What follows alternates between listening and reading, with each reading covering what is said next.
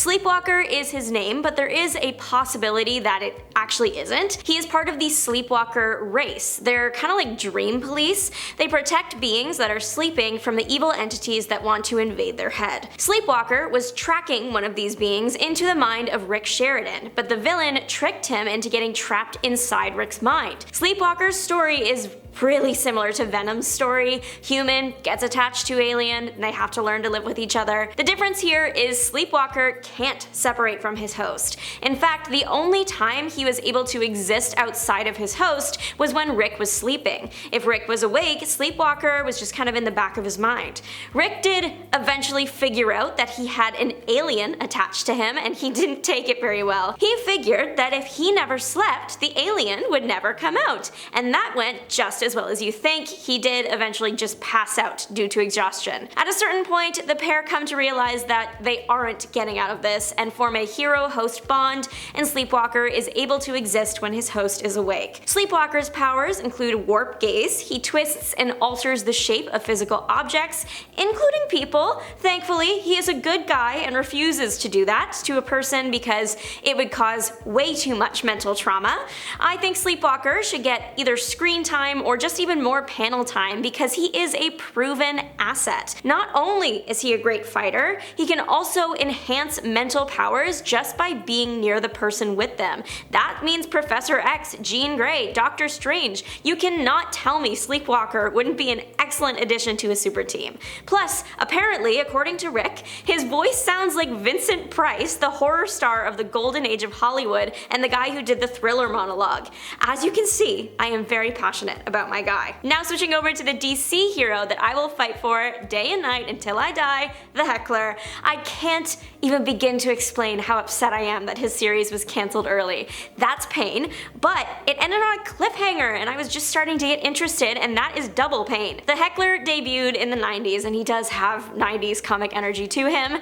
He disappeared for a long time after his series was cancelled at 6 issues. His appearances after that were just like cameos, but then in 2022, DC released One Star Squadron. That series was a team of D-list heroes created for hero-for-hire business. So you could get a superhero for like your office Christmas party or a birthday. Heckler was part of this business, but he looked very different. I am grateful the character was brought back, but I miss the original. The original Heckler was drawn in a very specific style. His comic was really interesting to look at. It was very experimental though, so I get DC not wanting to do that again. I really liked the original comics because they were a parody of hero comics. The creators wanted to make the Bugs Bunny of the hero world, so Heckler had no actual powers. His power was be annoying until the person defeats themselves. Maybe I love him because I can relate, I don't know. Heckler deserves better than to just fade into obscurity. Dazzler is one underrated hero who is just starting to get the major recognition she deserves. She was originally a known character, but then she had a brief period where she kind of fell off, but now she is back and shining brighter than ever.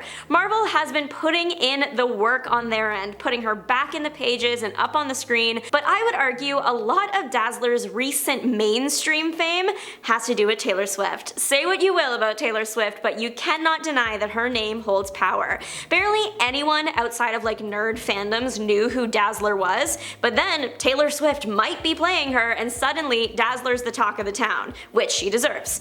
Dazzler is a pop star and she converts sound that reaches her body into light. The light can manifest as a blinding flash or a blast or lasers, holograms, mists, and like her name, dazzle people by making her body sparkle in a way that throws off someone's mind. Dazzler has many fans in the Marvel Universe, including Kitty Pryde, Juggernaut, and Colossus. She also has fans outside the Marvel Universe, including me and you. It's nice to see this underrated hero finally getting the love that she deserves. I am about to put up missing posters for this team because where did they go? Justicia is the Justice League, but for Mexico. Justicia is Spanish for justice, so it's pretty on the nose with that one. They first appeared in Suicide Squad, Most Wanted, El Diablo, and Amanda Waller 5 and 6 as the team. Then a few team members were in some Superman comics, and that's it. The team leader is El Dorado. He's Superman but Mexican, pretty much. He can fly, he's strong, he can teleport, and do minor telepathy. There are 3 other members on the team. Akrata, a skilled martial artist and acrobat capable of teleportation due to the Mayan artifact she wears. Then we have El muerto. He's undead, which makes him hard to kill. Finally, we have Iman. He wears a suit of armor that gives him superior strength. There are connections between Justicia and the Justice League. El Muerto used to idolize Superman, and Iman received a scholarship from Wayne Enterprises. Iman and Batman also share very similar trauma. Each individual hero has had a handful of appearances. The team has had 2. I think that they are a neat team and they should get more chances to show off together. Lorna the Jungle Queen has been MIA for too long. It's time to bring her back and give her a slight writing redemption arc. Lorna, as a character, super interesting, pure of heart, strong, great role model. The comics she's in, though, they contain some depictions of cultures that are not great and are very outdated. Her series is from the 50s. Lorna is very cool though, and I think Marvel could bring her back quite easily if they wanted to. Lorna is all about protecting her home. She lives in the African rainforests. She works with and saves the wildlife there from poachers. Lorna tries to never use guns while fighting because they might jam or break, but she can always rely on herself. If she did use a weapon, it was likely a spear because she trained with them a lot while growing up. It appears that Lorna doesn't have any supernatural abilities, she's just a really strong and smart woman.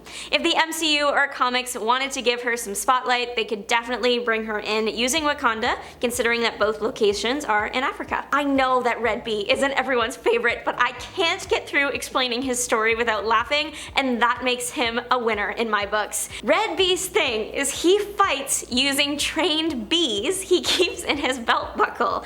He apparently even has a favorite bee that is special. That bee is Michael. Michael can pick locks and sting multiple times. Red Bee isn't completely helpless without his bees. He is trained in acrobatics and hand-to-hand combat and law. I would like to share with y'all a fun fact from his wiki page. In his brief career in Hit Comics, which is 24 issues, the Red Bee was hit in the head hard enough to knock him unconscious a minimum of 14 times. Were the bees really there, or was he just hit in the head too many times? The character was recently seen fighting alongside Peacemaker. I hope that with all the parodies and spin-offs DC has been greenlighting, Red Bee finds himself in there somewhere. Moving into the movies though, the MCU, I think the Eternals deserve better. The concept of the Eternals is so interesting. The characters and their histories are so cool. They had such an incredible cast, but the movie fell flat for a lot of viewers. It has a 47% on Rotten Tomatoes right now, which is literally a tragedy. I was really looking forward to them, and it's my personal opinion that Eternals should have been a show. 1 episode per member of the team to properly explore their backstory and emotional weight in the conflict, instead of trying to force all of that into 2 hours and 40 minutes. I know this is a controversial topic, not saying the movie was a dumpster fire, but I think a show would have suited the team better. I would love to hear if you agree with me or not, so let me know your thoughts in the comments. To the person though who did comment on one of our past videos that Captain Comic is always forgotten, I see you, I hear you, and today we will remember him together. Captain Comet is also known as Adam Blake, and he is a mutant for DC. When you hear mutant in the superhero context, most people think Marvel, but DC has some mutants too, Captain Comet being one of them. He was born way before his time, 100,000 years before, in fact. He is described as the first man of the future. The old Adam and the new version of Adam, they have very similar origin stories. When he was born, a comet flew across the sky, emitting radiation. The radiation triggered Adam's cells into multi-genetic cell growth, which caused him to develop mental powers. As he grew up, he realized he was not only mentally strong, but physically too. He was indestructible. Other powers of his include telepathy, teleportation, poison immunity, telekinesis, clairvoyance, photographic memory, and he can just read people really well, know how much of a fight they will put up, how they're feeling at any given moment. Truly, this guy is a powerhouse that I would love to see more of. Marvel has quite a few cowboy characters at varying degrees of popularity, but Jim Gardley seems to be at the bottom of the pyramid despite being Marvel's first cowboy. Many think it was Two Gun Kid, but it was actually Jim, better known as Masked Raider. There are a few reasons why Jim has faded away from the cowboy spotlight, but the big one was his series wasn't as long as other Marvel cowboys, and he was active in the 1930s and 40s, With the internet, you can find and read the stories now, but imagine trying to track down Marvel Comics Volume 1, Issue 1 without the internet. Impossible task. So poor Jim faded into obscurity. The Masked Raider got his name because he wore the Eternity Mask to hide his identity. The Eternity Mask is not a toy. It gives the user cosmic equality. Whoever wears it is automatically equal in power to whoever they might fight. There is a catch though, the user can't have evil intentions. The mask also leads heroes to where they are needed, sometimes preventing problems before they start. The Masked Raider inspired a secret society that formed using his message of fighting the lawless and bringing justice to the oppressed, so that's his legacy in the comics.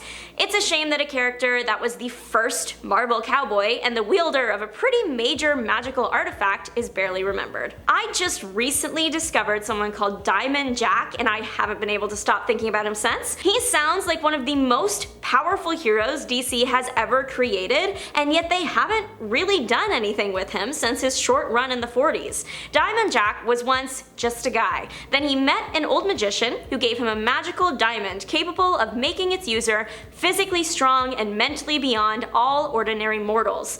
Jack got the diamond as long as he promised to help people, and it really is just that easy. You too can become a superhero just by talking to your local magician. As Jack is a pretty sturdy guy, but average, the ring is where it's at. It can transform objects like projectiles into flowers, weapons to candy. He turned a witch's magic book into a recipe book titled 1000 Ways to Cook Spinach, so clearly he has a sense of humor. The ring can also create convincing illusions or even conjure a brand new physical object from thin air, like when he gave himself a sword or that time he created a parachute. Jack is shown to be pretty much unstoppable, so I would love to see him brought back and see if he would still be that powerful today, even when placed next to some of DC's current most powerful beings. Thanks so much for watching. Don't forget to like, subscribe, and make your mark on the comment section down below. This is Juliana signing off. Bye!